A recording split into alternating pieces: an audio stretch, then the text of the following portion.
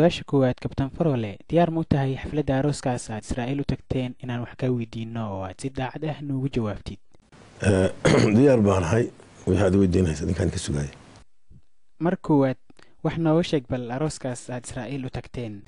wallaahi waa sheeko dheer ninkaas yahuudka ah ee arooska ah halkee isku barateen markii hore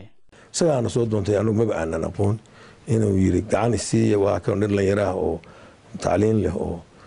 haye Faisal dhankaaga ninkaas yahuudka muxuu ahaa marka hore nin gob waa moogti inkastoo ahayn magaalada aanan jeclayn laakiin haddana carabkiisu ilaalin jiray maxaad ka qabatay arooskaas adiga markaa wallaahi marta ma koobi karo waxaan ka qabtay okay waad caawisay miya muxuu idin ballan qaaday marka yahuudka waxaan ka mid ahaa raggii markaas inta tabartooda gacanta siiyey ballantu qaadana waxay ahayd inuu Puntland yimaado Faisal Cali Waraawi markaad arooska ku dhex aragteen maxaad dareentay Farole daafka ma gacanta saara waxaan niri waxaan ma wax lagu heshiiyey haye Faisal maxaad ka leedahay arrinkaas ma hayn phobia laga qaado wax weyn laga dhiga ma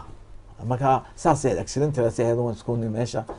Farole akhyaartii kula socotay dhan Israa'iil ay iska dhiibeen ayaa la dhahay horta imisa qof ayaad ku soo laabateen dad badan baan ahay dhowr iyo konton aniga iyo gabar baa ka soo noqonay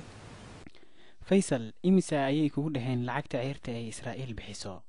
aniga wasay u yahay 150 200 baa la geeyay Farole yahuudu waa dad xun horta bariiskooda ma idin deeqay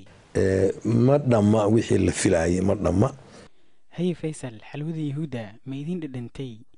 laakiin anaga aan noo dhadhami weeyday aan noo cuntay weeyday